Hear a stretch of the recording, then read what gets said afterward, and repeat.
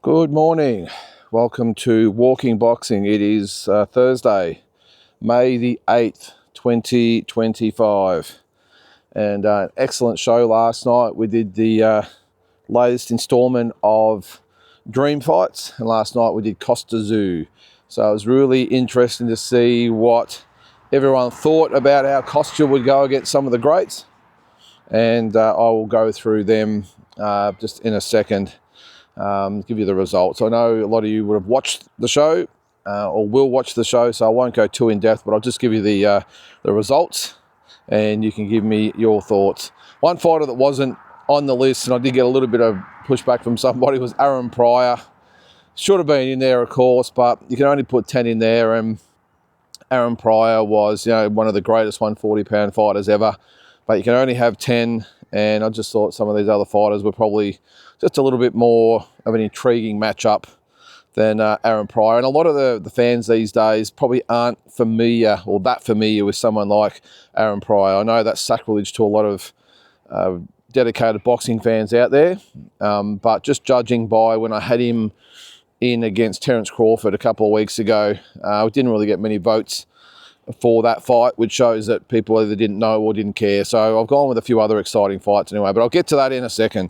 On this day, in 1971, there's a few to get through today, so we'll rush through them.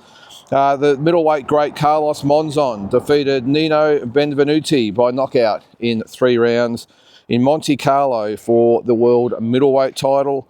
In 1976, Mexican legend Carlos Zarate knocked out Rodolfo Martinez in the 9th round to defend his world bantamweight title. That was in Inglewood, California.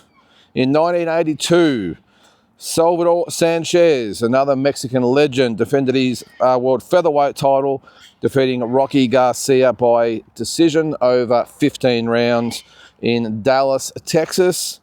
We'll know this one. In 1987, what a day it was, or night it was.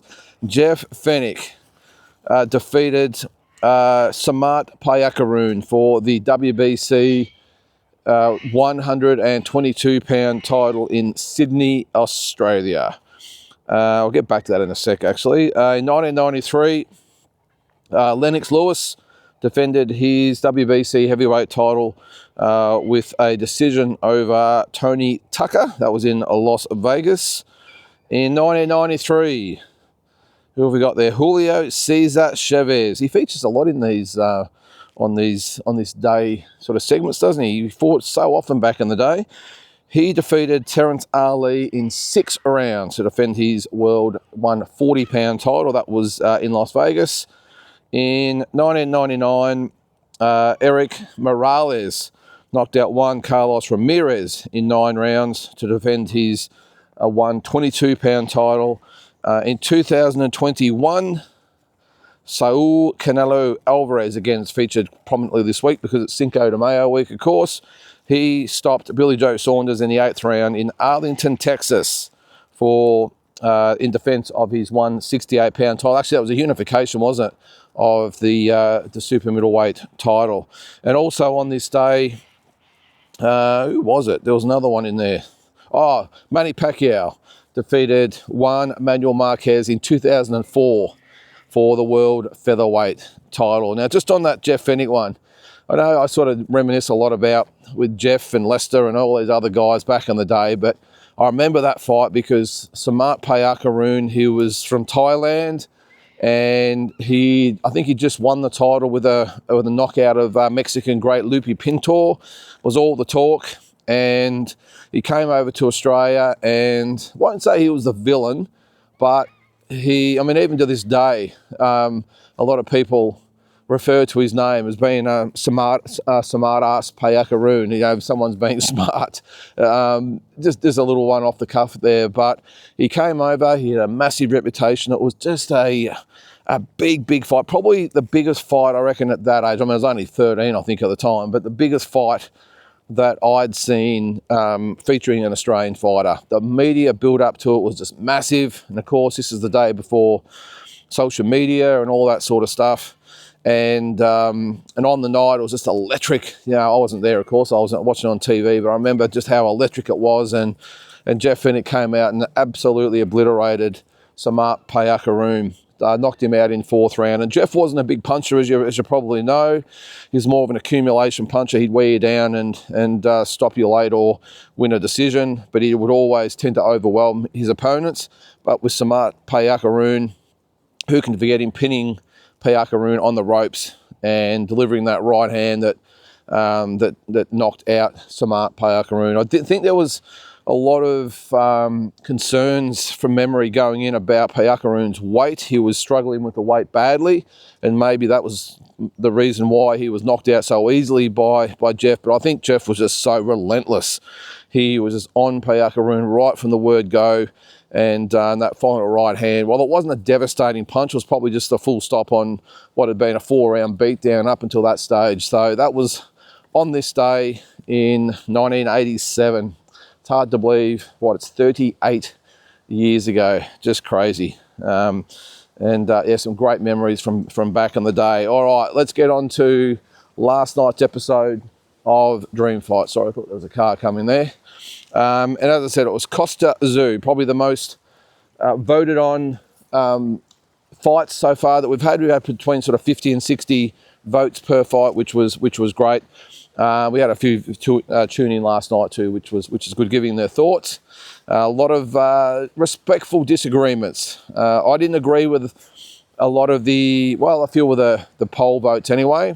I was really surprised, again, I said it last night, that not so surprised at the amount of people that actually went for, say, Costa Tszyu or whoever it was against Costa Tszyu, but sometimes it was more the percentages, like really lopsided.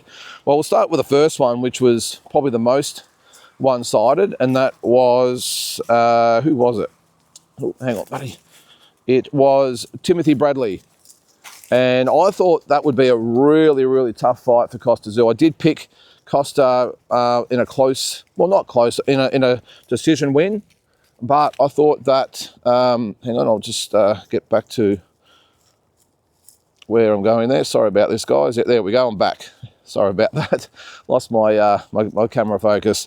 But yeah, Timothy Bradley, I thought would be a really good fight, a really tough fight for Costa Tszyu. But I thought he'd get the chocolates, but the poll was, I think, 91% or something was for Costa Tszyu. So it would have been tough. So that was that one. Then we had Hector Camacho.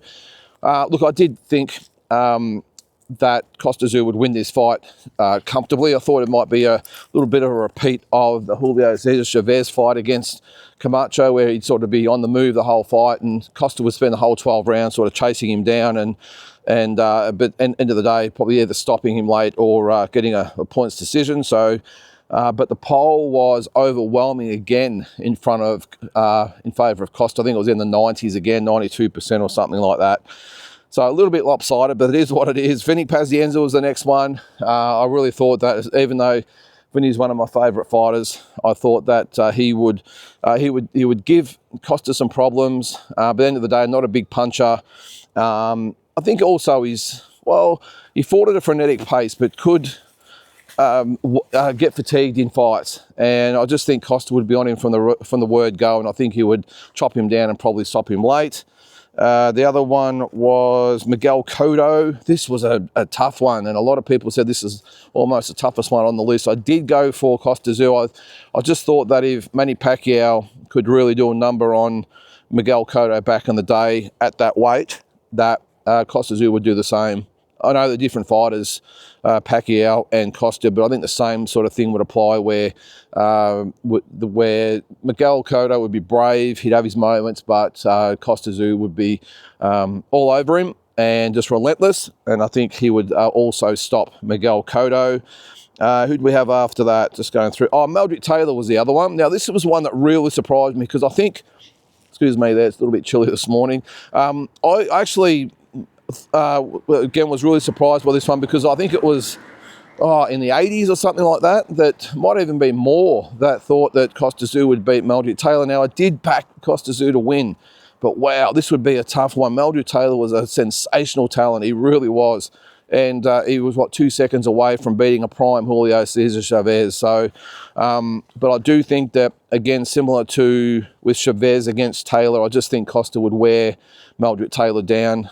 Maybe stop him late, but I think more so would maybe win the decision.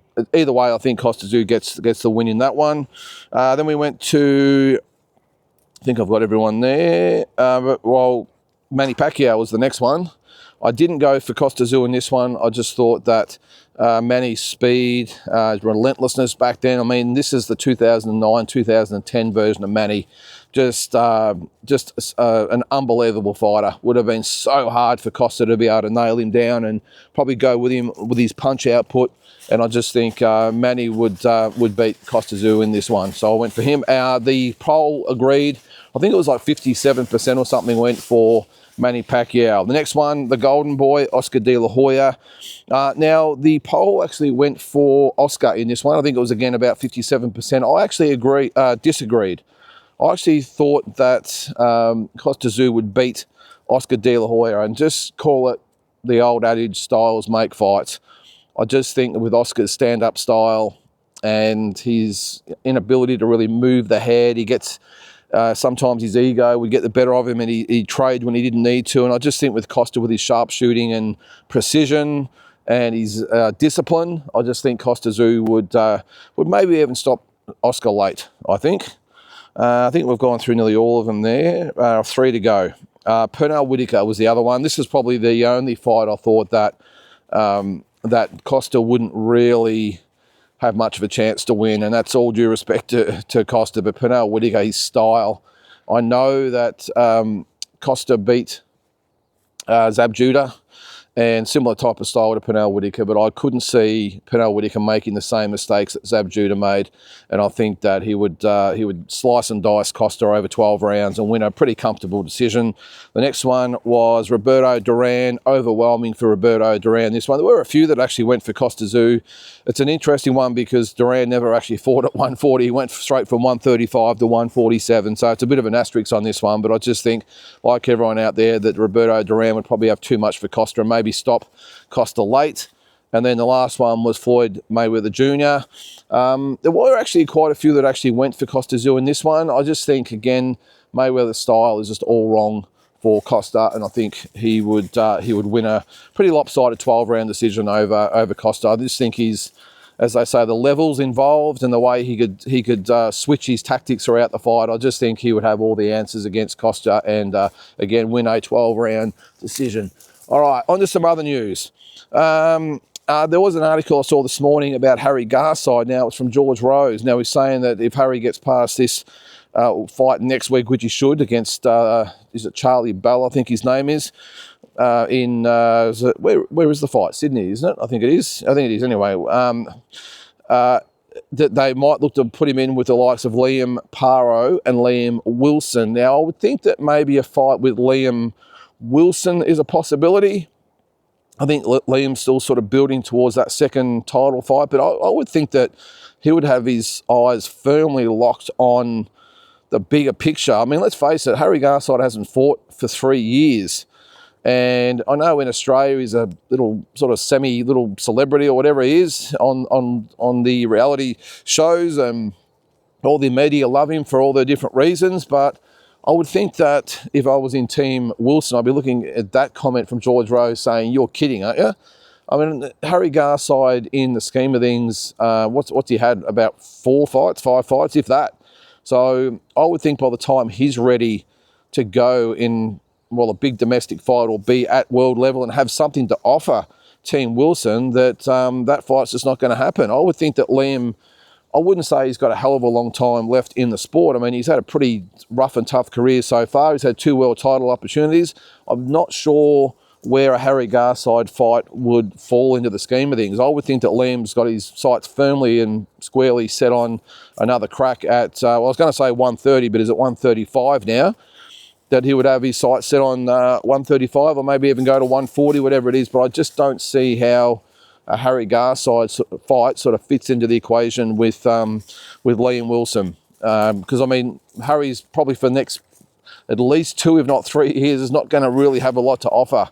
Well, probably 2 years, I'll say. If he fights maybe 3 or 4 times a year, he's not really going to have much to offer Liam Wilson. But even more so with Liam Parra. I mean, Liam Parra has just lost his world title. He's still in the mix. He's still a very, very big name in the division.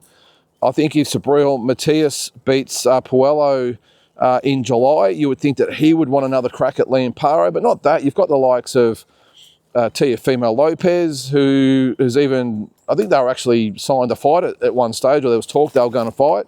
So he's in the mix. He's going to need another title challenger.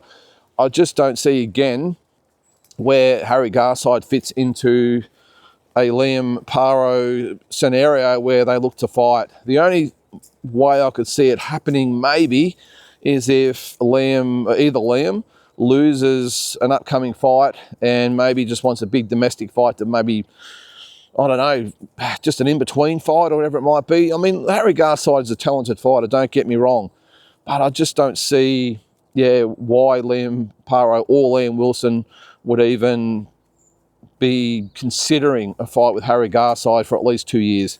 And you'd have to have, as I said, 7, 8, 9 fights in that time in the next 2.5 years to be at the mark. I mean, that would still only get him to about 13 or 14 fights where we'd be at a stage where he could actually challenge or be at that international level. But anyway, I suppose that's George's job, isn't it, to talk up these potential fights. He did say, I think, that June and July for both guys. I'm pretty sure he might have got it mixed up, though, because I think he said that Liam Parra was June and Liam Wilson was July. I thought it might have been the other way around. But either way, let's hope we see the boys back in action soon, and they add to the list of Aussie fighters fighting for world titles this year. Both great ambassadors for Aussie boxing, and let's hope they can get another crack at those world titles. Now, I did see also that Anthony Joshua has announced that he won't fight until December. He's had that elbow operation, so apparently he is going to be out. I think it's going to put him out for about 8 weeks, and then he said he's not going to fight till December. So what does that do as far as a Tyson Fury fight? Because Tyson Fury looks like he's in training now. Looks like he's ready to go. What is it? It's only early May, so that's a hell of a long time to wait, 7 months, if they do actually fight. So where does this leave a Fury and Joshua fight? I wouldn't think that Tyson Fury would want a warm-up fight in between, or might he? Maybe the deal with Joshua is done for, say, December, and Tyson Fury decides to take a warm-up fight in between. Who knows? But as I said, at this stage of his career, I can't really see that happening unless it's against a lesser light. He gives Derek Chisora a 4th fight, a 4th payday. We'll see. And one last thing, the fallout still continues over last weekend's Fatal Fury, but this time it's more so at Turki Al Sheikh himself. And I promise I'm off the Turkey bashing, but it was an interesting article I read about the pay-per-views. I think I might have touched on this a week or 2 ago as well, that the backlash has now turned to Turkey as far as the pay-per-view promises goes, because he did say he didn't want people spending more than $15 or $20 on pay-per-views, and last week they were $60 each, or 2 for $90.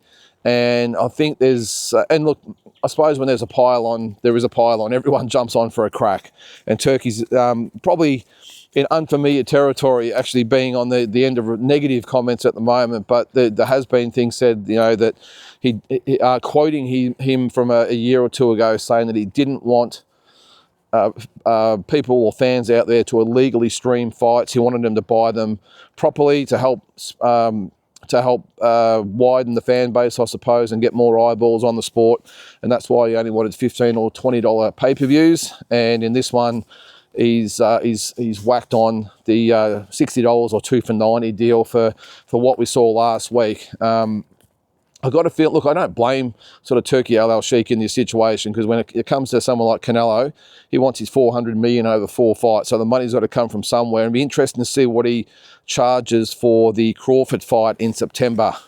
I've got a feeling that could be $70, $80, just like it has been on all the other pay-per-view channels over the years, because, I mean, he's got to fork out a lot of money for both those guys. What would it be? 150 between them, probably? That's a lot of money they're going to have to recoup, and I hope he's not putting all the hopes of what they're trying to do on that fight, especially with the TKO thing with Crawford and Canelo, because it has the potential to be massive, but in my opinion, it also has a bit of a chance of flopping, because especially after what we saw last weekend, not entirely, because I mean Canelo's got a massive body of work behind him, and so has Crawford. I'm just not sure whether the fans out there are really going to latch onto this fight like they did, say, with a Mayweather-Pacquiao or a Hagler-Leonard back in the day, or a Tyson-Holyfield, or whatever it might be. I'm just not sure, because the interest in it is probably a little bit higher than I thought it would be, especially after last weekend. A lot of people now thinking Crawford actually has a chance. So who knows, maybe his performance last week will actually help, where a lot more interest will be in it to think, can Crawford actually beat Canelo? But yeah, it's unfamiliar territory for Turki Al-Sheikh to actually be on the wrong end of the fan opinions out there. So I think there's a lot of water to go in the bridge. With Netflix coming in as well, there's lots of other, I'm sure there'll be other streaming services on their way, and it's going to be intriguing to see what happens over the next sort of couple of years with the whole Riyadh season thing and the streaming thing and everything like that. But anyway, we'll all be along for the ride. So guys, hope you have a great Thursday, and we will catch you tomorrow.